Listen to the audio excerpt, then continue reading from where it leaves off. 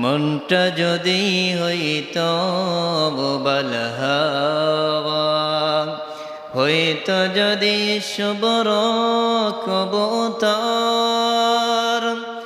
মেঘের ডানায় ফাটিয়ে দিতাম, মেঘের ডানায় ফাটিয়ে দিতাম মদিনার পথে, যেটাই আমার প্রিয় নবী ঘুমায় নিরন্তর, যেটাই আমার প্রিয় নবী ঘুমায় নিরন্তর। সম্মানিত দূর দূরান্ত থেকে আগত মুসল্লিয়ানি কেরাম এবং দায়িত্বশীল ভাইরা, আমার বাবার সমতুল্য শ্রদ্ধেয় মুরব্বিয়ানি কেরাম, প্রশাসনের বাইরা, অত্র বাজারের সম্মানিত আমার ব্যবসায়ী দোকানদার বাইরা, মাইকের আওয়াজ যতদূর যায় পর্দার আড়ালে শ্রবণরতা শ্রদ্ধা আমার মা এবং বোনেরা, সকলের প্রতি আবার সালাম, আসসালামু আলাইকুম ওয়া রাহমাতুল্লাহি ওয়া বারাকাতুহু। আল্লাহ সুবহানাহু ওয়া তাআলার দরবারে লাখ কোটি শুকরিয়া আদায় করি, যে মহান মনিব পবিত্র একটি মাস মাহে রমাদান মাস শেষ করি আরবি 10তম মাস, যে মাসটাকে বলা হয় শাওয়াল, শাওয়াল মাসের দ্বিতীয় জুমাবার দিনে পবিত্র দিন জুমার সালাত আদায়ের জন্য বাড়ি থেকে মসজিদ পর্যন্ত সুস্থ অবস্থায় যে মহান মনিব আমাকে আপনাকে আল্লাহর ডাকে সাড়া দিয়ে আযানের সাথে সাথে পবিত্র স্থান মসজিদে আসার বসার, বিশ্বের সর্বশ্রেষ্ঠ হেদায়াতের ভান্ডার মহাগ্রন্থ কালামুল্লাহ থেকে কিছু কথা আমাকে আপনাকে শোনার, আমল করার যে রব্বুল ইজ্জাত ওয়াল জালাল আমাদেরকে তৌফিক দান করলেন, সে রবের দরবারে আমরা সকলেই অন্তরে অন্তঃস্থল থেকে শুকর আদায় করি আলহামদুলিল্লাহ। আমি আপনাদের সামনে পবিত্র কালামুল্লাহ শরীফের 3 নম্বর সূরা সূরাতুল আলী ইমরানের 97 নম্বর আয়াত তেলাওয়াত করলাম। বিশ্বনবীর অসংখ্য হাদিস থেকে ছোট্ট একটা হাদিস, সহিহ বুখারী হাদিস নম্বর 1519 নম্বর হাদিস এবং সহিহ মুসলিমের ভিতরে 248 নম্বর হাদিসের ভিতরে হাদিসটি রয়েছে। সংক্ষেপে যথাসময়ে আলোচনা শেষ করার চেষ্টা করবে ইনশাআল্লাহ। আলোচনার বিষয়টা হলো হজ, যেহেতু এই মাসটা হচ্ছে হজের মাস, এই জন্য আলোচনার বিষয়টা হলো হজের কি ফজিলত, হজ করলে আমাদের কী লাভ, কাদের উপরে হজটা আল্লাহ তাআলা ফরজ করে দিয়েছে, এই বিষয়ে সর্বপ্রথম আমরা সংক্ষেপে ভূমিকাতে কিছু কথা বলেই আমরা মূল আলোচনা চলে যাব। এই হজটা এটা হচ্ছে একজন মুমিন যদি কেউ দাবি করে তাহলে তাকে 5টা বিষয়ের উপরে ঈমান আসতে হবে। যেমন করে একটা ঘর বাঁধতে হলে ওই ঘরটা বাঁধার আগে ঘরের ভিতরে কিছু খুঁটির প্রয়োজন আছে।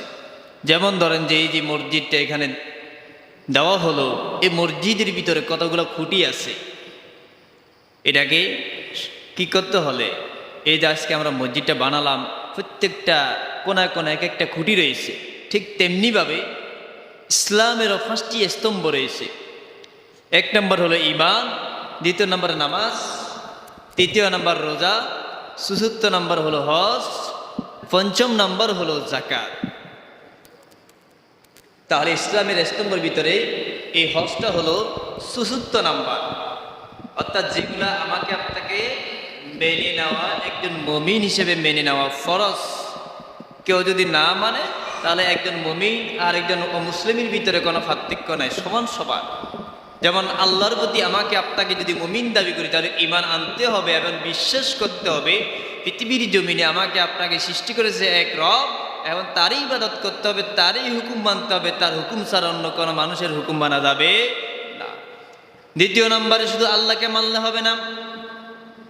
2 নম্বরে আমরা ইসলামের স্তম্ভের ভিতরে 2 নম্বর হলো কোন লোক যদি মুমিন দাবি করে, আল্লাহ বলে ইন্নাল মুমিনিনা কানা কিতাবান মাওকুতাম, নিশ্চয় আমি মুমিনদের জন্য নামাজটাকে সিল মেরে নামাজটাকে ফরজ করে দিই নাই, শুধু ফরজ করি না, ফরজে আইন আমি আল্লাহ তাআলা করে দিয়েছি।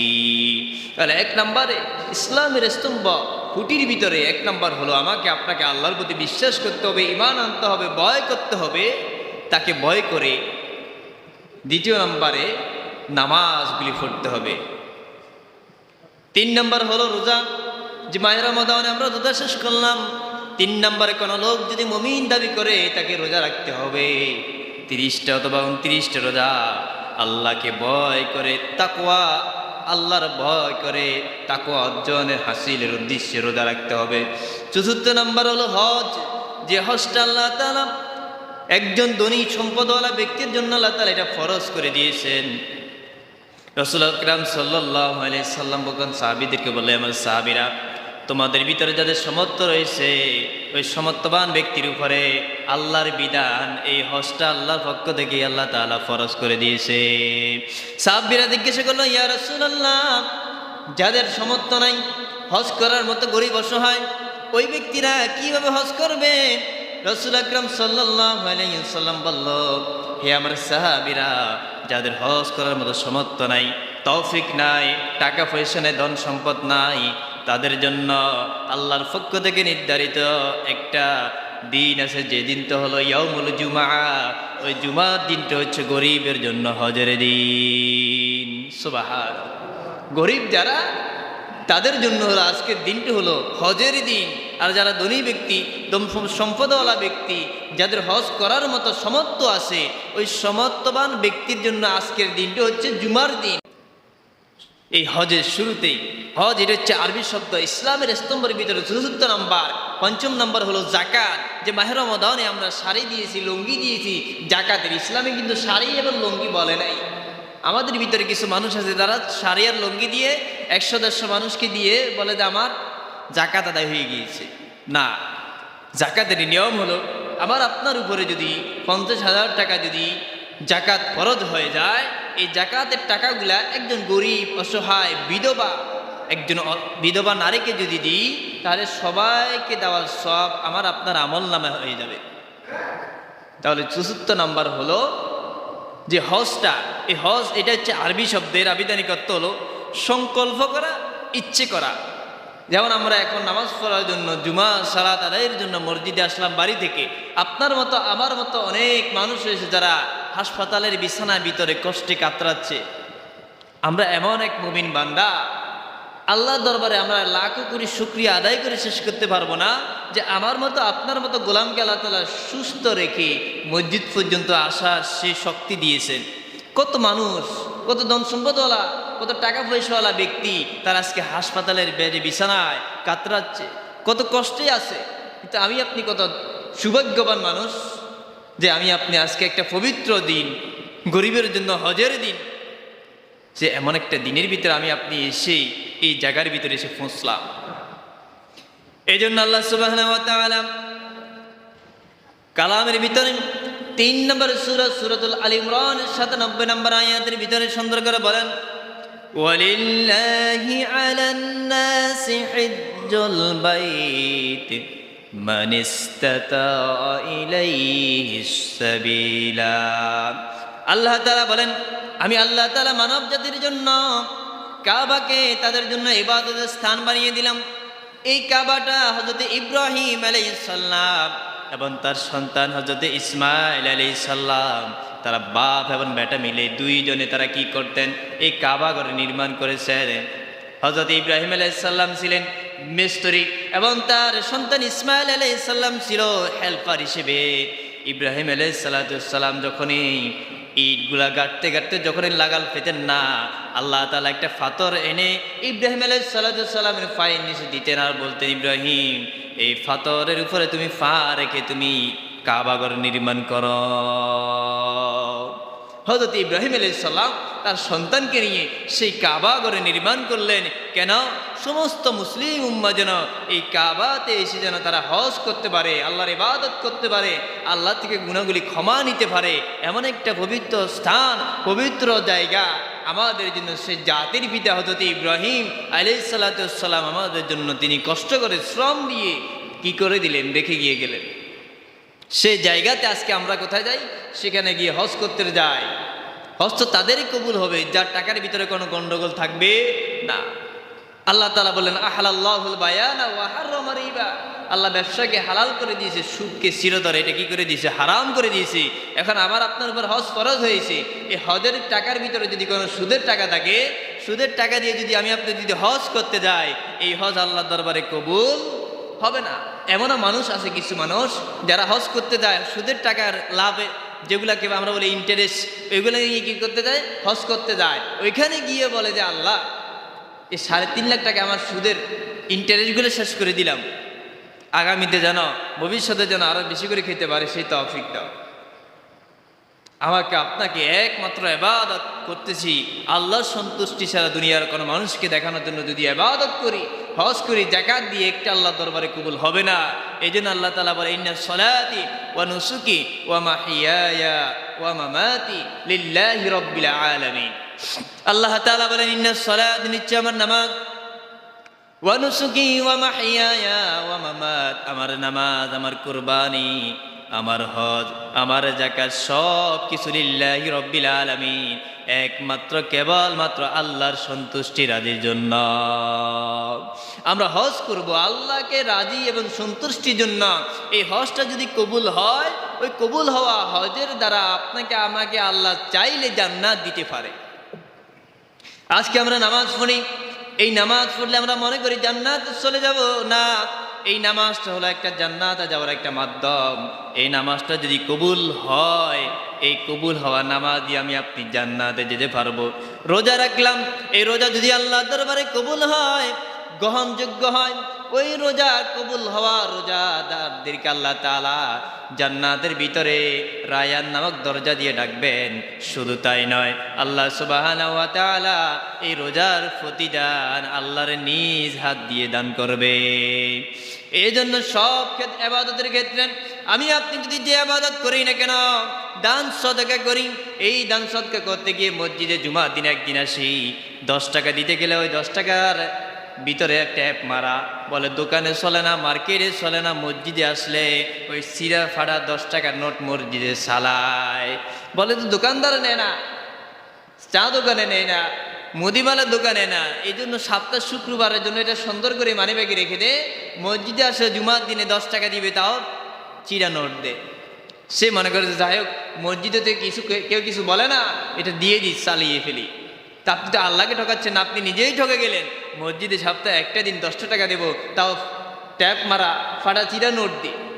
আপনি মনে করলেন যে আপনি নিজেই অনেক বড় প্রভাবশালী ধন সম্পদওয়ালা ব্যক্তি, আপনি নিজেকে নিজে অনেক বড় মনে করলেন যে আমি আল্লাহকে কি করলাম, ফাটা চিরা নোট দিয়ে দিলাম। না, আল্লাহ ঋণী নয়। আপনি যত মসজিদকে যত দিবেন, এই মসজিদের সম্মানে আল্লাহ তাআলা আপনি মসজিদ সুন্দর করবেন, আর আল্লাহ তাআলা আপনার জন্য জান্নাত এটার চাইতে আর 1000 গুণ সুন্দর করে বানিয়ে রাখবে। সুবহানাল্লাহ। যেভাবে করে কাবাঘর হযরত ইব্রাহিম এবং ইসমাঈল আলাইহিস সালাম, তারা বাপ বেটা দুইজনে মিলে যদি এই কাবাঘর যদি নির্মাণ করতে পারে আমাদের জন্য, মুসলিম উম্মার জন্য, তা আমি আপনি সেই ইব্রাহিম আলাইহিস সালামের সন্তান হয়ে আমি আপনি যদি মসজিদে যদি কোনো কাজে যদি সহযোগিতা করি, তাহলে আমি আপনিও ওই জান্নাতের ভাগীদার হতে পারবো। যদি টাকাটা যদি হালাল টাকা হয়, রাসূল আকরাম সাল্লাল্লাহু আলাইহি সাল্লাম বলেন, লা তাদখুলুল জান্নাতা জাসাদুন গুদিয়া বিল হারাম, হারাম বক্ষণকারীর শরীর কখনো আল্লাহর জান্নাতে প্রবেশ করবে না।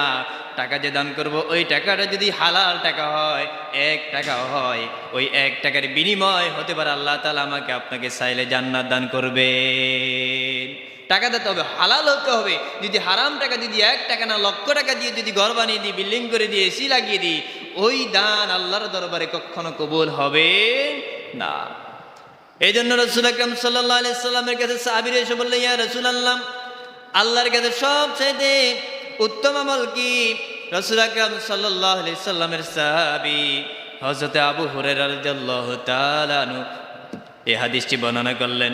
রাসূল আকরাম সাল্লাল্লাহু আলাইহি সাল্লাম বলেন, সুইলা রাসূলুল্লাহ সাল্লাল্লাহু আলাইহি সাল্লাম আইয়ু আমাল আফদাল, সবচেয়ে উত্তম আমল কি? রাসূল আকরাম সাল্লাল্লাহু আলাইহি সাল্লাম বলেন, ঈমানু বিল্লাহ, আল্লাহর কাছে সবচেয়ে উত্তম আমল হলো উত্তম কাজ হলো, উত্তম ইবাদত হলো ঈমানু বিল্লাহ। এক নাম্বার আমল হলো আল্লাহর প্রতি ঈমান আনতে হবে। কার প্রতি? আল্লাহর প্রতি ঈমান আনতে হবে। রাসূলের সাহাবী আবু হুরায়রা জিজ্ঞেস করলো, ইয়া রাসূলুল্লাহ, আল্লাহর কাছে সবচেয়ে উত্তম আমল কি, সবচেয়ে উত্তম ইবাদত কোনটি? তখন রাসূল বলল, ঈমানু বিল্লাহ, আমাকে আপনাকে একমাত্র আল্লাহর উপরে কি করতে হবে? ঈমান আনতে হবে। যেমন হাদিসের ভিতরে আসেন 7টা বিষয়ের প্রতি ঈমান আনতে হবে। এক নাম্বার হলো আমানতু বিল্লাহ, আল্লাহর প্রতি ঈমান আনতে হবে। দ্বিতীয় নাম্বার ওয়া মালাইকাতিহি, ফেরেশতার প্রতি ঈমান আনতে হবে। তৃতীয় নাম্বার ওয়া কুতুবিহি, কিতাবের প্রতি ঈমান আনতে হবে। চতুর্থ নাম্বার ওয়া রাসূলিহি, রাসূলের প্রতি ঈমান আনতে হবে। পঞ্চম নাম্বার ওয়াল ইয়াউমিল আখিরি, পরকালের প্রতি ঈমান আনতে হবে। ষষ্ঠ নাম্বার ওয়াল কদরিহি খাইরিহি, তাকদীরের ভালো এবং মন্দের প্রতি ঈমান আনতে হবে। সপ্তম নাম্বার হলো আল বাসি বাদাল মাউত, আমরা যে মৃত্যুবরণ করব, মৃত্যুবরণ করার পরে ইসরাফিল আলাইহিস সালামের সিংহে ফুৎকারে যাবার জীবিত হতে হবে। ওই পুনরুত্থানের উপরে আমাদেরকে ঈমান আনতে হবে। কোন লোক যদি বলে যে ঈমান আনলাম খামাকা, আবার এই ঈমান আনার পরে আবার খারাপ কাজে লিপ্ত হয়ে গেল, নিজেকে মুমিন দাবি করলো, 7টা বিষয়ের প্রতি ঈমান আনলো না, 2টা বিষয় মানলো, বাকি 5টা মানলো না, আল্লাহ তাআলা বলেন ওই ব্যক্তি আল্লাহ দরবারে মুমিন হিসেবে গণ্য হতে পারে নাই। দ্বিতীয় নম্বর সাহাবীরা বলল ক্বালা, তিনি বললেন সুম্মা মাযা ইয়া রাসূলুল্লাহ, তারপরে উত্তম আমল কি? রাসূল সাল্লাল্লাহু আলাইহি সাল্লাম বলেন আল জিহাদু ফি সাবিলিল্লাহ। দ্বিতীয় নম্বরে উত্তম কাজ, উত্তম আমল হলো, আল্লাহর কাছে প্রিয় কাজ হলো আল জিহাদু ফি সাবিলিল্লাহ, আল্লাহর রাস্তায় জিহাদ করা। সুবহানাল্লাহ। কার রাস্তায়? আল্লাহর রাস্তায় জিহাদ করা। আল্লাহ তাআলা সূরাতুল বাকারার 154 নম্বর আয়াতের ভিতরে বললেন ওয়ালা তাকুলু লিমান ইউকতালু ফি সাবিলিল্লাহি আমওয়াত বাল আহিয়াউ ওয়ালাকিন লা তাশউরুন। আল্লাহ তাআলা বলেন যারা আল্লাহর রাস্তায় দ্বীন কায়েমের জন্য সংগ্রাম করে, লড়াই করে, মৃত্যুবরণ করে, তাদেরকে তোমরা মৃত্যু বলো না। বাল আহিয়াউ ওয়ালাকিন লা তাশউরুন, ওই ব্যক্তিগুলা দুনিয়ার জমিনে যেভাবে জিন্দা অবস্থায় হাঁটা চলা করতো, ওই গোলামগুলা মৃত্যুর পরেও কবরের ভিতরে তারা জিন্দা অবস্থায় হাঁটা চলা করে। শুধু এক প্রকারের মানুষ, এক শ্রেণীর মানুষ, তারা মৃত্যুর পরেও তারা জিন্দা থাকে, তারা হচ্ছে যারা আল জিহাদু ফি সাবিলিল্লাহ, যারা আল্লাহর রাস্তায় জিহাদ করে, সংগ্রাম করে, যুদ্ধ করে, নিজের জীবনটাকে বিলীন করে দেয়। ওই ব্যক্তিগুলো শুধুমাত্র মৃত্যুর পরেও তারা কবরের ভিতরে জিন্দা অবস্থা হাঁটা চলা করে। সুবহানাল্লাহ। শহীদেরা তারা মারা যাওয়ার পর আল্লাহ দরবারে বলে যে আল্লাহ আমাকে আরেকবার দুনিয়াতে যাওয়ার সুযোগ করে দাও। আল্লাহ বলে যে কেন বান্দা? বলে যে আল্লাহ এই জীবনটাকে সর্বপ্রথমবারে তোমার রাস্তায় জিহাদ করে, সংগ্রাম করে, লড়াই করে একবারে কি করে দিয়েছি, জীবনটাকে বিলীন করে দিয়েছি। আরেকবার যদি জীবিত হই, এবারও তোমার রাস্তায় জীবনটাকে বিলীন করে দিব। আল্লাহ বলে যে না বান্দা, তোমার এই শহীদি মর্যাদা আমি আল্লাহ তাআলা খুশি হয়ে তোমাকে জান্নাত দান করে দিয়েছি। এই জান্নাতের ভিতরে লিয়াউমিল কিয়ামা পর্যন্ত তুমি এই জান্নাতের ভিতরে থাকবা। সুবহানাল্লাহ। তাহলে দ্বিতীয় নম্বর আমল কি? আল্লাহর কাছে দ্বিতীয় নম্বর আমল হলো, প্রিয় কাজ হলো আল জিহাদু ফি সাবিলিল্লাহ, আল্লাহর রাস্তায় জিহাদ করা হলো আল্লাহর কাছে সবচাইতে উত্তম কাজ। সাহাবীরা এরপরে জিজ্ঞেস করলাম ক্বালা, তিনি বললেন সুম্মা মাযা ইয়া রাসূলুল্লাহ, তারপরে আর কি? ক্বালা, তিনি বললেন হজ্জু মাবরুরুন, 3 নম্বর আমল হলো হজের মাসে হজ করা। সমর্থবান ব্যক্তি যারা হবে, ওই সমর্থবান ব্যক্তিদের উপরে আল্লাহ তাআলার বিধান, এই হজটা আল্লাহ তাআলা ফরজ করে দিয়েছে। কোন ব্যক্তি যদি ফরজ হজটা যদি না করে, যদি মৃত্যুবরণ করে, ওই ব্যক্তি মুমিন হিসেবে মৃত্যুবরণ করতে পারবে না। কারণ এটা হচ্ছে আল্লাহর বিধান, ফরজ। এই ফরজ বিধান যদি কেউ যদি লঙ্ঘন করে না, মানে ওই ব্যক্তি কখনো মুমিন হিসেবে কবরে যেতে পারবে না। অনেক মানুষ আছে, অনেক টাকা পয়সা আছে, হজ করার জন্য বলে যে হজ করতে গেলে 3.5 লাখ টাকা খরচ হয়ে যাবে, আমি হজ করব না। এই হজ না করে সে যদি মারা যায়, সে মুমিন হিসেবে কবরে যেতে পারে নাই। হজটা একজন সমর্থবান ব্যক্তির উপর আল্লাহ তাআলা ফরজ করে দিয়েছে। আর যার উপরে কোনো সমর্থ নাই, ওই ব্যক্তির জন্য জীবনে একবার হজ করা ফরজ।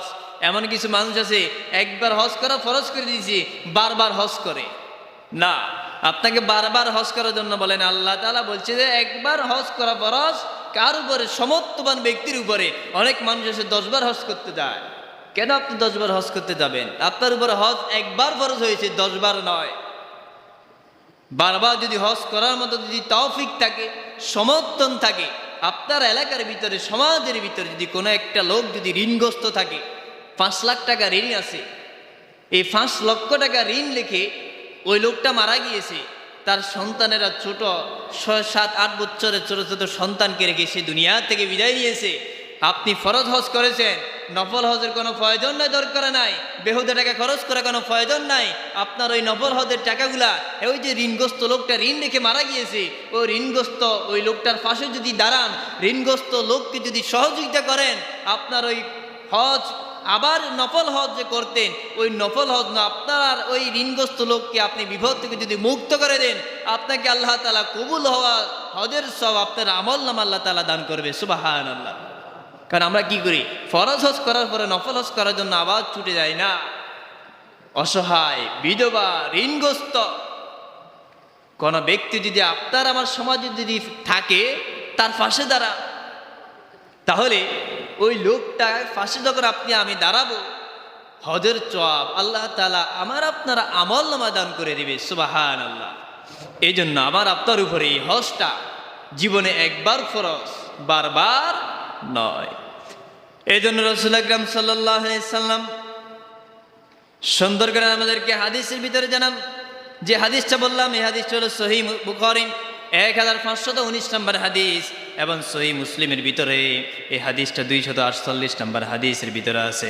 রাসূল আকরাম সাল্লাল্লাহু আলাইহি সাল্লাম বলেন, যে ব্যক্তিগুলো হজ করবে, এই হজ করার বিনিময় কবুল যদি হয়ে যায়, এই কবুল হওয়ার বিনিময়, হজের বিনিময় আল্লাহ তাআলা ওই বান্দাকে মাফ করে দিবেন। রাসূল আকরাম সাল্লাল্লাহু আলাইহি সাল্লাম বলেন, আনা আবি হুরায়রা রাদিয়াল্লাহু তাআলা আন আন্না রাসূলুল্লাহ সাল্লাল্লাহু আলাইহি ওয়াসাল্লাম ইয়াকুলু মান হাজ্জাল্লাহ ফালাম ইয়ারফুস ওয়ালাম ইয়াফসুক রাজুআল কাওমিন ওয়ালা যাতুল উম্মুহু। রাসূল আকরাম সাল্লাল্লাহু আলাইহি সাল্লাম হাদিসের ভিতরে বলেন, কোন ব্যক্তি যদি আল্লাহর সন্তুষ্টির জন্য, আল্লাহকে রাজি এবং খুশির জন্য, আল্লাহ রাজি খুশির জন্য, সন্তুষ্টির জন্য যদি হজ করে, রাসূল আকরাম সাল্লাল্লাহু আলাইহি সাল্লাম বলেন, ওই ব্যক্তি অতীতের জীবনের গুনাহগুলি আল্লাহ তাআলা মাফ করে দিবে। কোন ব্যক্তি যদি আল্লাহকে রাজি খুশি করার উদ্দেশ্যে, যদি আল্লাহকে সন্তুষ্টির উদ্দেশ্যে যদি হজ করে, ওই ব্যক্তির অতীতের জীবনের গুনাহগুলি আল্লাহ তাআলা মাফ করে দিবে। সুবহানাল্লাহ। এখন আমরা হজ করে অনেক আছে যে আলহাস লাগানোর জন্য, হাজি সাহেব লাগানোর জন্য। এখন কোন একটা প্রোগ্রামে যদি হাজি সাহেব না লাগায়, তখন সে রাগ করে। অথচ আল্লাহ তাআলা আজ থেকে 1000 বছর আগে জানিয়ে দিলেন, ইন্না সলাতি ওয়া নুসুকি ওয়া মাহইয়ায়া ওয়া মামাতি লিল্লাহি রাব্বিল আলামিন। আমার নামাজ, আমার কুরবানি, আমার হজ, আমার জায়গা সব কিছু আল্লাহর রাজি এবং সন্তুষ্টির জন্য আমি আদায় করলাম। লিল্লাহি রাব্বিল আলামিন, সব কিছু আল্লাহকে রাজি এবং সন্তুষ্টির জন্য। কারণ আমি যদি বলি যে আমার আলহাজ লাগাইলো না কেন, তাহলে তো আপনি আল্লাহকে রাজি করার জন্য, আল্লাহর সন্তুষ্টির জন্য হজ করেন নাই, দুনিয়ার মানুষকে দেখানোর জন্য হজ করেছেন। ওই হজ আল্লাহর দরবারে কবুল হবে না। অনেক মানুষ আছে তারা নামাজ পড়ে মানুষকে দেখানোর জন্য, নামাজই বলবে এই জন্য আল্লাহকে ভয় করে সে নামাজ পড়ে না। ওই ব্যক্তির নামাজ আল্লাহর দরবারে কবুল হবে না। আমি নামাজ পড়তেছি আল্লাহকে রাজি খুশি সন্তুষ্টির জন্য।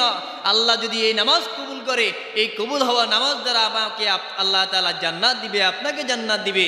ঠিক তেমনিভাবেও আমার আপনার হজ যদি আল্লাহর দরবারে কবুল হয়, ওই কবুল হওয়া হজের দ্বারায় আল্লাহ চাইলে আমাকে আপনাকে জান্নাত দিতে পারে। এই জন্য রাসূল সাল্লাল্লাহু আলাইহি ওয়াসাল্লাম বলেন, ইয়াকুলু মান হাজ্জাল্লাহ ফালাম ইয়ারফুস ওয়ালাম ইয়াফসুক। আল্লাহ সাল্লাল্লাহু আলাইহি সাল্লাম বলেন, যে ব্যক্তি আল্লাহকে রাজি এবং সন্তুষ্টির জন্য, খুশির জন্য যে ব্যক্তি হজ করবে, ওই ব্যক্তির হজ যদি আল্লাহর দরবারে কবুল হয়ে যায়, ওই কবুল হওয়া হজের দ্বারায় ওই ব্যক্তির অতীতের জীবনের গুনাহগুলি মাফ করে দেবে। আল্লাহ যদি আমার আপনার অতীতের গুনাহগুলি যদি মাফ করে দেয়, বলেন তো ওই ব্যক্তি কি কোনো টেনশন আছে? কথা বলেন, টেনশন আছে? আপনারা মনে আমার কথাগুলো বুঝতেছেন না, কথাগুলো বোঝা যায়? আল্লাহ তাআলা যদি আমার আপনার গুনাহগুলি মাফ করে দেয়, তাহলে আমার আপনার কি টেনশন আছে? না। আর যদি আল্লাহ মাফ না করে, তাহলে আমার আপনার বিপদ আছে না? অবশ্যই বিপদ আছেই। আল্লাহ তো এমন দয়াবান, আল্লাহ বলছে তোমরা গুনাহ করেছো, গুনাহ করার সাথে সাথে তোমরা কি করো? আমার কাছে তওবা করো, গুনাহগুলি মাফ চাও, নত হও, নত শিকার হয়ে তওবা করে যদি ফিরে আসো, আমি আল্লাহ তাআলা আমার ওই তওবাকারী ব্যক্তিকে মুহূর্তের ভিতরে মাফ করে দিব। সুবহানাল্লাহ। আল্লাহ তাআলা বলেন, আমার বান্দারা, তোমাদের গুনাহ যদি একটা খাল পরিমাণ হয়, তোমাদের গুনাহ যদি একটা খাল পরিমাণ হয়, আমি রব্বুল আলামিনের দয়া মায়া রহমতের ভান্ডার হলো একটা সাগর পরিমাণ। আর তোমাদের গুনার যদি একটা সাগর পরিমাণ হয়, আমি রব্বুল আলামিনের দয়া মায়ার ভান্ডার হলো মহাসাগর পরিমাণ। কত দয়াবান আল্লাহ! বলে যে তুমি গুনাহ করেছ, সমস্যা নাই, আমি আল্লাহ তাআলা ক্ষমাকারীকে পছন্দ করি, ভালোবাসি। তুমি গুনাহ করেছ, আর আমি আল্লাহ তাআলা গুনাহ ক্ষমা করার জন্য, ওই গুনাহ ক্ষমা করার জন্য, গুনাহ ক্ষমাকারীদেরকে ক্ষমা করে দেওয়ার জন্য আমি আল্লাহ বসে আছি, যে কোন বান্দা আমার কাছে নত স্বীকার হয়, গুনাহগুলি মাফ চায়, আমি আল্লাহ তাআলা আমার ওই বান্দাকে মুহূর্তের ভিতরে মাফ করে দেব। সুবহানাল্লাহ। এই জন্য আমাকে আপনাকে মুহূর্তের ভিতরে যখনই গুনাহ করি, ওই গুনাহ করার সাথে সাথে যদি আমি আপনি যদি আল্লাহ দরবারে তওবা করে ফিরে আসি, তাহলে আল্লাহ তাআলা আমাকে আপনাকে সমস্ত গুনাহগুলি মাফ করে দিবে। আর যে ব্যক্তিটা এই দুনিয়া জমিনে আল্লাহ থেকে গুনাহগুলি ক্ষমা নিতে পারবে, ওই ব্যক্তির জন্য পরকালে আর কোনো টেনশন নাই। এই জন্য রাসূল আকরাম সাল্লাল্লাহু আলাইহি সাল্লাম বলেন, হাদিসের ভিতরে সুন্দর করে আমাদেরকে জানান, আনা আবি হুরায়রা রাদিয়াল্লাহু তাআলা আন্না রাসূলুল্লাহ সাল্লাল্লাহু আলাইহি ওয়াসাল্লাম قال عمرة إلى العمرة كفارة لما بينهما والحج مبرور وليس له جزاء الجنة। আল্লাহ রাসূল সাল্লাল্লাহু আলাইহি সাল্লাম বলেন, এক উমরা থেকে অপর উমরা পর্যন্ত এই মধ্যবর্তী সময়ে যাবতীয় অপরাধের মার্জনা হয়ে যায়, আর মাবরুর হজের বিনিময়ে আল্লাহ তাআলা তাকে জান্নাত দান করে দিবেন। কোন ব্যক্তি যদি এই উমরা করেছেন, আরেকটা উমরা করার জন্য যদি কোনো লোক যদি অপেক্ষা করেন, রাসূল আকরাম সাল্লাল্লাহু আলাইহি সাল্লাম সহিহ বুখারী 1773 নম্বর হাদিসের ভিতরে জানান, কোন ব্যক্তি যদি এক উমরা করার পরে অপর আর এক উমরা পর্যন্ত এই মধ্যবর্তী সময়ে যদি কোনো গুনাহ করে, কোনো খারাপ অন্যায় কাজ করে, আল্লাহ রাসূল সাল্লাল্লাহু আলাইহি সাল্লাম বলেন, এক উমরা থেকে অপর উমরা পর্যন্ত এই সময়ের ভিতরে কোনো অন্যায় কোনো খারাপ কাজ যদি করে, আল্লাহ সুবহানাহু ওয়া তাআলা ওই বান্দার জীবনের গুনাহগুলি মাফ করে দিবেন। আল্লাহ আমাকে আপনাকে গুনাহ ক্ষমা করার জন্য বসে আছেন, আর আমি আপনি আল্লাহ থেকে সম্পর্ক প্রতিনিয়ত সম্পর্ক দূরে, কাছে থাকার কথা আজকে আমি আপনি সম্পর্ক দূরে করে ফেলতেছি। অথচ আল্লাহ তাআলা বলছেন, ক্বালা উদউনি আস্তাজিব লাকুম, হে আমার বান্দারা তোমরা আমাকে ডাকো, আস্তাজিব লাকুম, আর আমি আল্লাহ তাআলা তোমাদের ডাকে সাড়া দেব। আল্লাহ আমাদেরকে বলে যে তুমি আমাকে ডাকো, আমি সাড়া দেব। আর আমরা কি করতেছি? আল্লাহ ডাক থেকে, সাড়া থেকে আমি আপনি পিছে পড়ে আসি, আল্লাহকে আমরা ডাকতেছি না। মাহে রমাদান শেষ, আমাদের মুসল্লি অনেক শেষ। জিজ্ঞেস যদি করা হয় যে ভাইজান মসজিদে আসেন না কেন, বলে যে হুজুর 30 দিনে আল্লাহ তো বলছে রোজা সেহরি ইফতার সব করলাম, ইবাদত বন্দেগী করলাম, আল্লাহ তো বলেছে যে এই 30 দিনে আল্লাহ তাআলা জীবনের গুনাহগুলি মাফ করে দিবে। আল্লাহ তো গুনাহ মাফ করে দিয়েছে, আর ইবাদত করে লাভ কি? অথচ আল্লাহ তাআলা নিজে বলেন, ইন্না মুমিনিনা কানা কিতাবান মাওকুতা, আল্লাহ বলে নিশ্চয় নামাজ একজন মুমিনের জন্য আল্লাহ তাআলা এটা ফরজ করে দিয়েছে। আমি রমাদানে পড়লাম, বাকি 11 মাস খবর নাই, তাহলে মুমিন আর একজন অমুসলিমের ভিতরে পার্থক্য হলো ঈমান। যাই নামাজ পড়ে না তার ভিতরে ঈমানও থাকার সম্ভাবনা নাই। তো নিজেকে মুমিন দাবি করলাম আর নামাজও পড়লাম না, তাহলে আমি আপনি কিসের মুমিন? একজন ইহুদি আর একজন মুসলিমের ভিতরে পার্থক্য তো শুধু একটাই, সেটা হলো ঈমান। এজন্য আমরা মুমিন, সর্বশ্রেষ্ঠ জাতি। এই সর্বশ্রেষ্ঠ জাতি হয়ে এই নামাজটা, আল্লাহর ইবাদত বন্দেগী যদি না করি, তাহলে দুনিয়া এবং আখিরাত আমার আপনার জন্য কষ্টকর হয়ে যাবে। এজন্য আল্লাহ তাআলা বলেন, ওমা খালাকতুল জিন্না ওয়াল ইনসা ইল্লা লিয়াবুদুন। আল্লাহ তাআলা বলেন, আমি জিন এবং ইনসানকে শুধুমাত্র কেবলমাত্র একমাত্র সৃষ্টি করেছি আমি রবের গোলামির জন্য, ইবাদতের জন্য, দাসত্বের জন্য। অন্য কোনো ইবাদত কোনো মানুষের গোলামি করার জন্য আমি রব দুনিয়ার বান্দাকে সৃষ্টি করি নাই। আজকে আমি আপনি আল্লাহর ইবাদত থেকে ধীরে ধীরে দিনে দিনে দূরে সরে যাচ্ছি, বঞ্চিত হয়ে যাচ্ছি। এজন্য আমাদের সময় থাকতে, হায়াত থাকতে, এই হায়াতটাকে যদি আমি আপনি যদি ভালো কাজে যদি না লাগাই, তাহলে দুনিয়াতে শুধু লাঞ্ছিত নয়, পরকালে আমার আপনার জন্য দুঃখ আর দুঃখ, কষ্ট আর কষ্টের সীমা নাই। এই জন্য মুমিন হিসেবে আমাকে আপনাকে যে ফরজ বিধানগুলি আল্লাহর পক্ষ থেকে যে ফরজ বিধানগুলো আমার আপনার উপরে ফরজ হয়ে আছে, ওই ফরজগুলো আমাকে আপনাকে মানতে হবে। যাদের উপরে হজ করার মতো তৌফিক হয়েছে, আমি আপনি হজটা করে ফেলবো। জীবনে একবার হলেও হজটা করা ওই সমর্থবান ব্যক্তির উপর ফরজ। কোনো লোক যদি হজ করা ছাড়া মারা যায়, তাহলে সে মুমিন হিসেবে কবরে যেতে পারবে না। আর মুমিনের জন্য তো কবরটা সুখ শান্তি আরাম আয়েশের জায়গা। একজন অমুসলিমের জন্য ওই কবরটা কষ্ট আযাবের জায়গা। এই জন্য আমি আপনি সকলে শান্তি ছাড়া অশান্তি কিন্তু কেউ চাই না। এই যে এখন এসি চলতেছি শান্তির জন্য, আরামের জন্য, এসিগুলো যদি বন্ধ হয়ে যায় আমাদের কষ্ট আর কষ্ট, শরীর থেকে ঘাম বের হয়ে যাবে। ঠিক তেমনিভাবে একজন মেরামাজি, একজন নাফরমান, আল্লাহর গোলাম যদি কোনো নাফরমান হয়ে যদি মারা যায়, ঠিক তেমনিভাবে তার জন্য কবরের ভিতরে আল্লাহর আযাব ছাড়া শান্তির ব্যবস্থা নাই। আর আমি আপনি যদি আল্লাহর হুকুমগুলাকে যদি প্রতিনিয়ত যদি বাস্তবায়িত করতে পারি, তাহলে আমার আপনার জন্য এটা সেটা আর হাজার কোটি গুণ সুখ আর শান্তি আরাম আয়েশের জায়গা আল্লাহ কবর এবং জান্নাতের ভিতরে রেখেছেন। এই জন্য আল্লাহ তাআলা বলেন, ইয়া আইয়ুহাল্লাযীনা আমানু, হে ঈমানদারগণ, উদখুলু, তোমরা প্রবেশ করো, ফিস-সিলমি কাফা, ইসলামের ভিতরে তোমরা পরিপূর্ণ প্রবেশ করো। অর্ধেক করলা আরেক করলা না, না, তুমি মুমিন হতে পারো নাই। এই জন্য মুমিন দাবি করলে আমাকে আপনাকে ইসলামের স্তম্ভ পাঁচটা পরিপূর্ণভাবে মানতে হবে। কোনো একটা যদি আমি আপনি মানলাম, চারটা মানলাম, একটা মানলাম না, আল্লাহ বলে তুমি মুমিন নয়, তুমি কাফের ভিতরে আসো। এই জন্য ইসলামের পাঁচটা স্তম্ভ কোনো লোক যদি মুমিন দাবি করে, তাকে অবশ্যই মানতেই হবে, সেগুলো উপর আমল করতে হবে, জীবন গঠন করতে হবে। যদি জীবন গঠন না করে, আমল না করে, তাহলে সে কখনো প্রকৃত মুমিন হিসেবে আল্লাহর দরবারে গণ্য হতে পারবে না। হিন্দুরা অনেক চিল্লায়, অনেক ইবাদত বন্দেগীও তারা করে, কিন্তু তারা যতই চিল্লাক না কেন তারা আল্লাহর জান্নাতে যাবে না। তারা যদি সংখ্যা বেশিও হলেও, আমরা মুসলমান কম হলেও, আল্লাহ তাআলা মুসলমানদের জন্যই জান্নাত রেখেছেন। আল্লাহ তাআলা বলে, ইয়া আইয়ুহাল্লাযীনা আমানু, হে ঈমানদারগণ, কানাত লাহুম জান্নাত ফিরদাউস নুজুলা। আল্লাহ বলে, যারা নেক কাজ করবে, যারা ঈমান আনবে, নেক কাজ করবে, ভালো কাজ করবে, কানাত লাহুম জান্নাতুল ফিরদাউস নুজুলা। আল্লাহ তাআলা বলেন, ওই নেককার বান্দাদের জন্য আল্লাহ তাআলা জান্নাতুল ফিরদাউস অবধারিত করে রাখবে। কাদের জন্য? যারা মুমিন বান্দা হবে, যারা ঈমানদার গোলাম হবে, সালিহিন নেক কাজ করবে, ভালো আমল করবে, তার জন্য আল্লাহর পক্ষ থেকে আল্লাহ তাআলা জান্নাতের ব্যবস্থা করে রাখবে। সুবহানাল্লাহ। এজন্য আমরা মুমিন, আমরা মুসলমান, আমরা ঈমানদার, সকলে আমরা শান্তি চাই, সকলে আমরা জান্নাতে যেতে চাই, একই জায়গায় থাকতে চাই, শান্তির জায়গায় থাকতে চাই।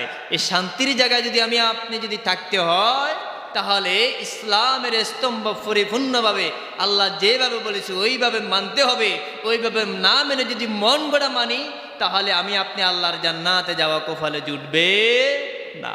ইসলামের স্তম্ভগুলো পরিপূর্ণভাবে আল্লাহ যেভাবে বিধান করে দিয়েছেন, আইন করে দিয়েছেন, নিয়ম করে দিয়েছেন, কানুন করে দিয়েছে, ওইভাবে পরিপূর্ণভাবে আমাকে আপনাকে মানলেই, যদি ওগুলোর উপর আমল করতে পারি, অটল থাকতে পারি, মেনে নিতে পারি, তাহলে আমার আপনার জন্য জান্নাত আল্লাহ তাআলা অবধারিত করে রাখবে। শুধু নিজেই বাঁচতে চাইলাম, নিজের পরিবারকে বাঁচালাম না, নিজে নামাজ পড়লাম, পরিবারকে নামাজ পড়ার জন্য বললাম না, নিজে রোজা রাখলাম, পরিবারকে রোজা রাখার জন্য বললাম না, নিজে ভালো কাজ করলাম, নিজের ছেলে সন্তানকে ভালো কাজ করার আদেশ করলাম না, ওই ব্যক্তিও আল্লাহর জান্নাতে যাবে না। আল্লাহ বলে, ইয়া আইয়ুহাল্লাযীনা আমানু, হে ঈমানদাররা, কু আনফুসাকুম ওয়া আহলিকুম নারা, তুমি নিজেই জাহান্নাম থেকে বাঁচো, ওয়া আহলিকুম নারা, এবং তোমার আহাল, পরিবার, পরিজন, সমাজ, দেশকেও তুমি জাহান্নাম থেকে বাঁচাও। আগে আল্লাহ বলছে তুমি নিজেই জাহান্নাম থেকে বাঁচো। এখন আপনার উপরে আমার উপরে হজ ফরজ হয়েছে, আমি আপনি হজ করলাম না, আল্লাহর ফরজ বিধান লঙ্ঘন করলাম, তার মানে আপনার আমার উপরে ঈমান থাকার সম্ভাবনা নাই। আপনার উপরে ফরজ হয় নাই, আপনার বাইরের উপর হজ ফরজ হয়েছে, তাকে দিনের দাওয়াত দিতে হবে, বলতে হবে, বুঝাতে হবে। মানলে মানুক, না মানলে আপনার কোনো আপত্তি নাই। আল্লাহ তাআলা বলেন লা ইকরাহা ফিদ্দীন, দিন কারো উপরে জোর জবরদস্তি করে না যে তোমাকে মানতেই হবে। দিনের দাওয়াত দেওয়ার মালিক আমার, আপনার দাওয়াত দেওয়ার মালিক আমি, আপনি দাওয়াত দিব, মানলে মালুক, না মানলে কোনো কিছু করার নাই। আল্লাহ তাআলা বলেন ইন্নামা আনতা মুযাক্কির লাস্তা আলাইহিম বিমুসাইতির। আল্লাহ তাআলা বলেন হে রাসূল, আপনাকে আমি দারোগা পুলিশ বানাই নি যে আপনি মানুষকে মাইরা সোজা করে দিনের পথে নিয়ে আসবেন। আপনার দায়িত্ব হলো বলা, মানলে মানুক, মানলে জান্নাত, আর না মানলে তার জন্য অবধারিত জাহান্নাম। আপনার দায়িত্ব হলো দিনে দাওয়াত দেওয়া, দিনের কথা বলা। মানলে সে জান্নাতে যাবে, আর না মানলে তার জন্য আল্লাহর পক্ষ থেকে শাস্তির ব্যবস্থা আল্লাহ তাআলা রেখেছেন। যারা হজ করবে না তার জন্য আল্লাহ তাআলা কঠোর শাস্তি হলো জাহান্নাম। কারণ তার উপরে জীবনে একবার হজ ফরজ। এই হজ ফরজ করার পরে যদি কোনো সামর্থ্য থাকে, যদি টাকা পয়সা থাকে, গরিব, অসহায়, বিধবা নারীকে ওই হজের টাকাগুলো যদি দান করে দেওয়া হয়, তাহলে সেই যে নফল হজ করতো, ওই কবুল নফল হজের সব তার আমলনামা আল্লাহ তাআলা দান করে দিবে। এখন আমাদের ভিতরে অনেক মানুষ আছে বারবার হজ করে না।